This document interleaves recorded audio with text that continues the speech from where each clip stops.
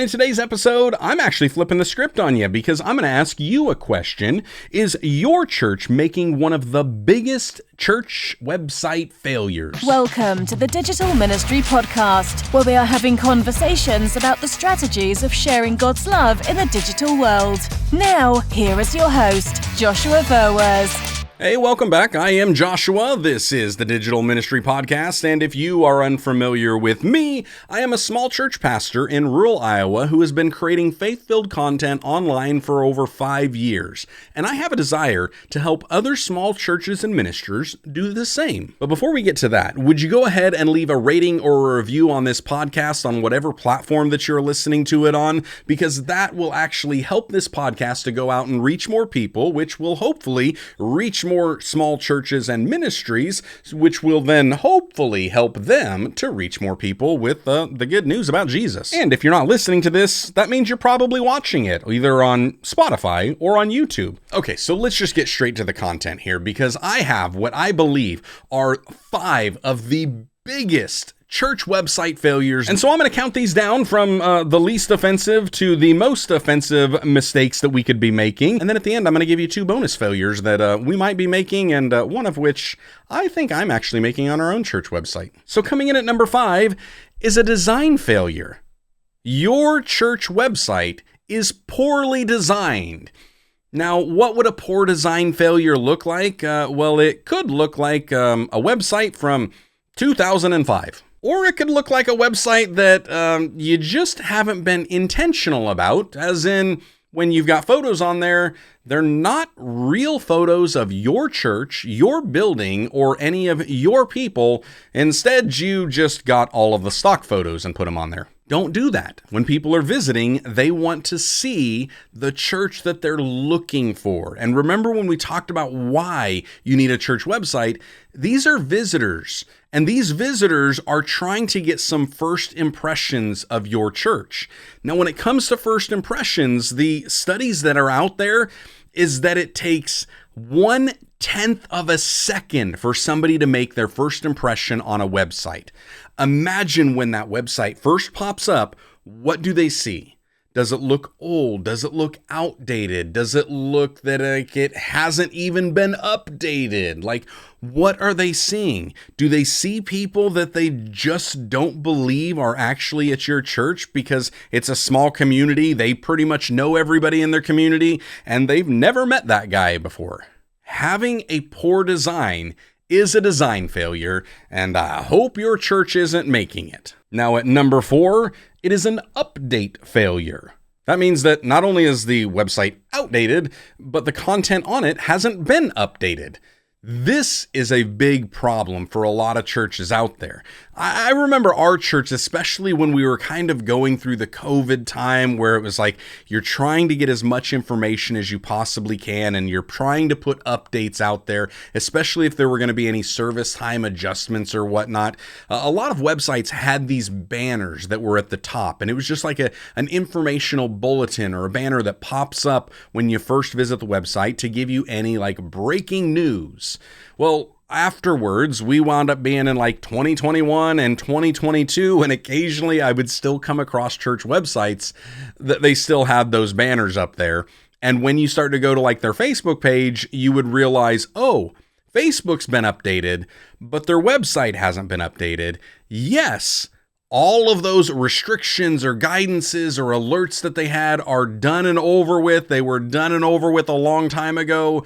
They just didn't get around to updating their website. And this is especially troubling when it winds up being on like the home page of a church. If your church is anything like ours, sometimes your service times or the service days or even some of the locations could possibly change. A lot of church plants can wind up going through this where they've got kind of an agreement with a community center or a library or a movie theater or a school, and that's where they're meeting, but then they have to change maybe the time or location because of other scheduling conflicts. Well, your church website should reflect that, especially if somebody's going as a visitor wanting to get an idea. Can you imagine if you were meeting in your local community center and then you couldn't anymore, and now you're meeting in the school and a visitor goes to the community center and it's closed and there's nobody there? Or we could be talking about photos, like maybe your church went through a remodel. Maybe you've got a new sign. Maybe you've got a new logo. Maybe you have like a new facade on the building or something. And yet they wind up pulling in and they're like, this isn't the church that I was looking at and I was planning on coming to because, it looks nothing like that one. Ooh, or maybe it's one of those scenarios where some of your staff, maybe even your senior or lead pastor, has been gone for a couple years and the website doesn't even reflect it. Yeah, that could be a shock for a visitor.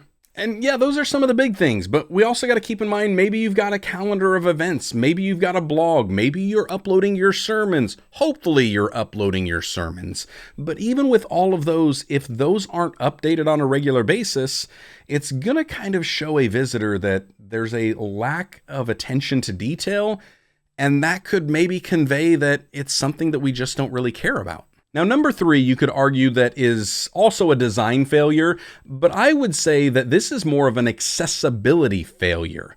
And again, we are talking about websites. But when I mean accessibility, it's that your website is not mobile friendly. One of the recent studies that came out is that here in 2024, 60% of all website traffic is done on your phone. It is done from a mobile device. 60%. That's a huge increase, especially when you go back 10 years and it was only 17%. And this is something that we need to be very intentional about to make sure that it is accessible for the people that are there. Because if it doesn't have some type of a mobile friendly layout to it, you've all done that, right? Where you've tried to pull up a website and it comes up on your phone and you're even turning it sideways and hoping that it auto adjusts, and then you're having to pinch and scroll to look in at these small things, and it is just inconvenient. And especially from a first impression standpoint, a lot of times I just completely abandon that website. Now here's another statistic for you. The number one way people access the internet is on their mobile phone. 92% of people access information from their mobile phone. Only 65% are accessing it from either a laptop or a desktop computer. And 27% are even accessing it on a tablet. And yeah, you may have thought mobile friendly and thought, oh, we're just talking about mobile phones. No, we're also talking about tablets as well.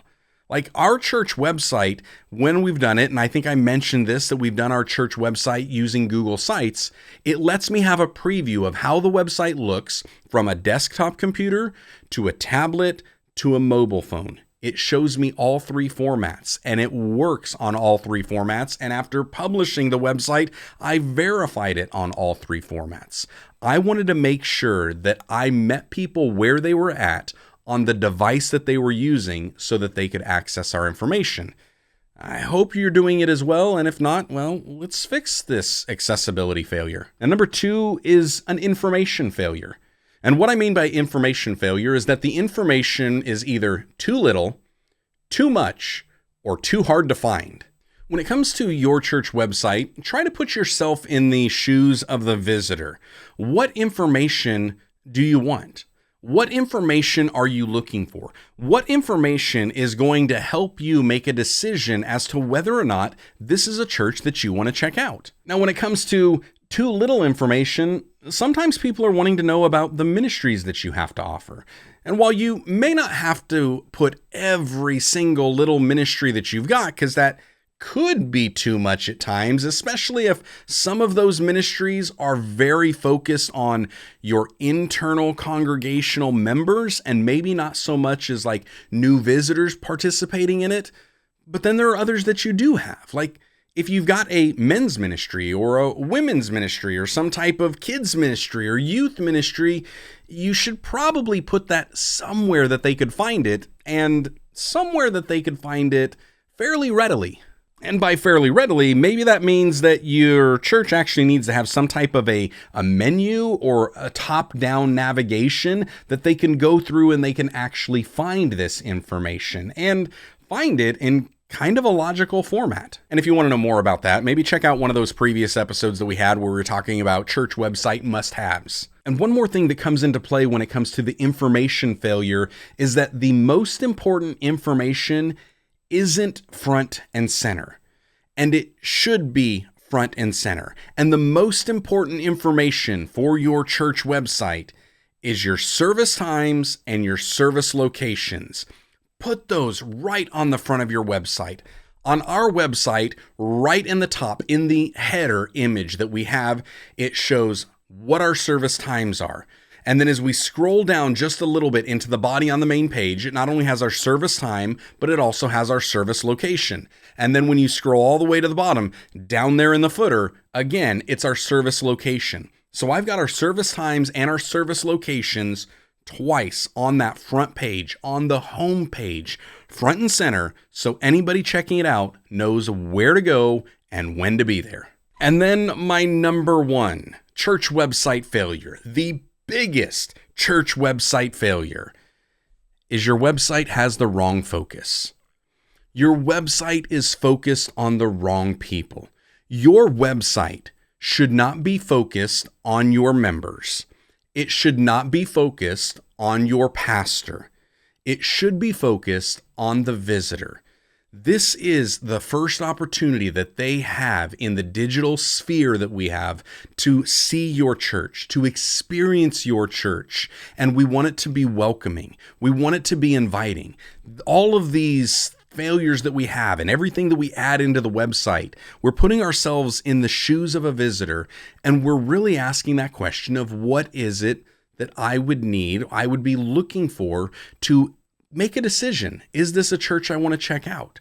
And another way to put it is to look at our church website and ask ourselves, does our church website feel welcoming and inviting to visitors? Because hopefully that's how our church is, welcoming and inviting to visitors, which means our website should be an extension of that.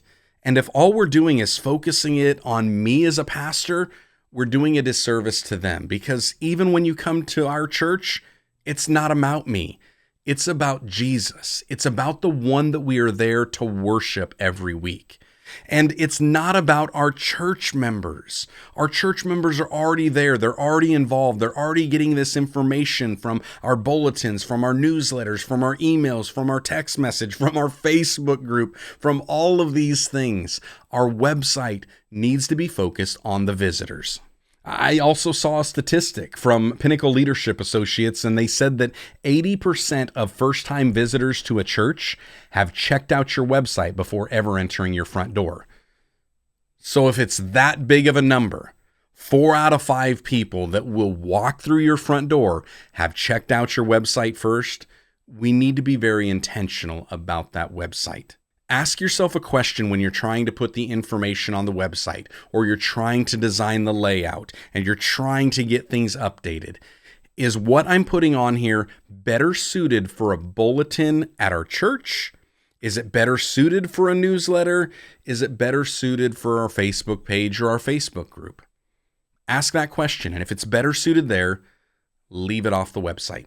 All right, let me know your thoughts. Are there any more big church failures that you can think of that I might have missed out? Which one do you believe is the biggest? Was I right or was I wrong? Also, while you're at it, if you want to connect with me online, you can go ahead and find me at Joshua Verwers. Snap a screenshot. Let me know that you are watching or listening to the Digital Ministry Podcast. And if you've got any other questions, I've also got a link down in the description below where you can send a voice message, and maybe your question will be featured on a future episode of the Digital Ministry Podcast. And I think that's all I've got for you. Until next time, stay blessed, enjoy God's best, and have a great week.